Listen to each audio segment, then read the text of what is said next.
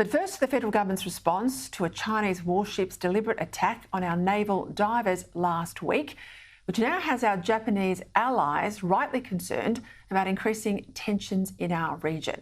Now, as we know, the Prime Minister has refused to disclose whether he confronted Xi Jinping about the incident when they met last week at the APEC summit in San Francisco. He claims you don't deny or confirm this stuff. Now, that's not how other Prime Ministers have handled such difficult issues, including my next guest, former Prime Minister Tony Abbott. Tony, welcome to the program. Thank you for your time. The PM's refusing to give a straight answer here about whether or not he confronted Xi about Chinese naval attacks on our naval divers.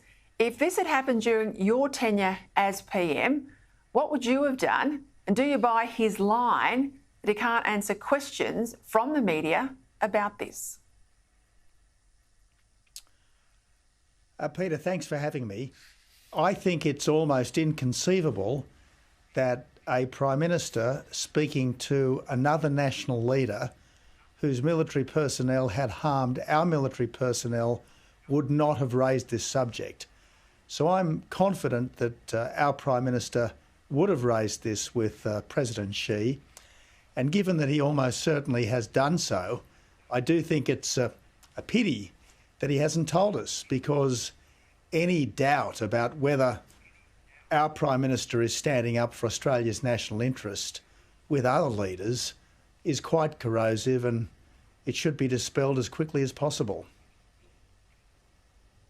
Yeah, he doesn't need to say what he said, but surely given, as you say, our divers were injured by their Navy, he's got to put it on the record that he stood up for Australia's national interest, surely. And if he didn't, doesn't that say perhaps you're giving him the benefit of the doubt that I perhaps am not? Well, that's quite correct, Peter.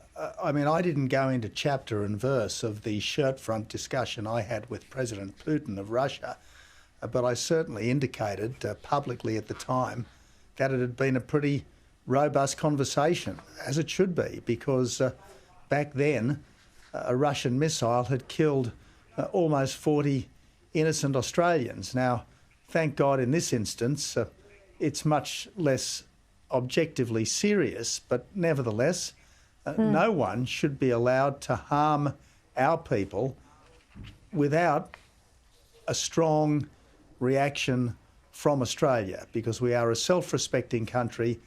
We shouldn't be pushed around by anyone, even and perhaps especially a global bully like China under the current government. Let's go to the calls today from Peter Dutton, wanting to see moral courage and clarity in unequivocally condemning anti-Semitism in Australia.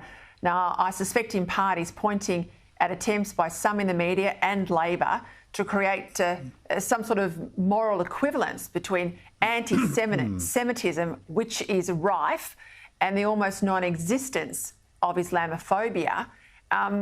You and others have called the moment that we're living through right now as a civilisational moment. What do you mean by that? There's a real crisis of self-confidence in countries such as ours. The Anglosphere, which has done so much to lead the world into a better place, is plagued by this self-doubt.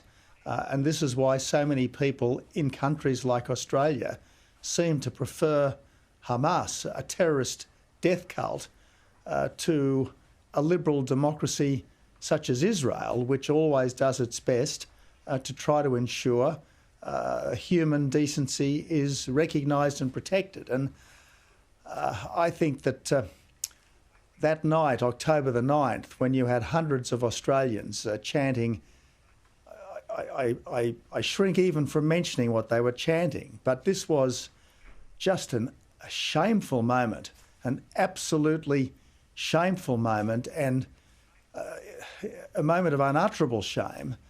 And we should be doing everything we humanly can to redeem ourselves by making it absolutely crystal clear that in this existential struggle between the Hamas death cult and the only liberal democracy in the Middle East, Israel, we are unequivocally on Israel's side.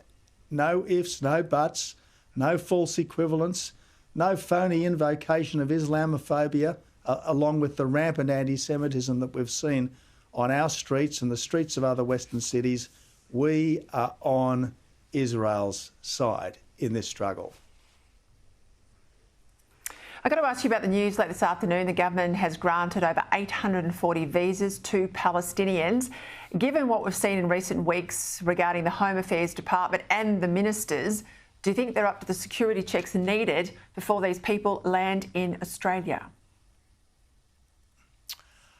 Look, I saw the Foreign Minister assuring people just a few moments ago that all the security checks had been done. But as far as I'm aware, there are no Australian officials whatsoever in Gaza. None. So I just wonder how this could possibly be correct. Who did these security checks? How extensive and how thorough were they, particularly given the polling that we've seen, suggesting that something like 70% of the population of Gaza believed that the October 7 atrocities were entirely justified? Well, we don't want to be importing trouble into our country, and I just hope that the government has been a lot clearer and a lot more thorough about this than it has been on quite a few other things just in the last few weeks. All right, I've got to leave it there. We've got our latest podcast episode out tomorrow, the last for the year. There's a bit of hope in there, though, for those who are worried about where the world's headed and whether we're just managing our decline. I'll leave it there. Thank you for your time as always, Tony Abbott.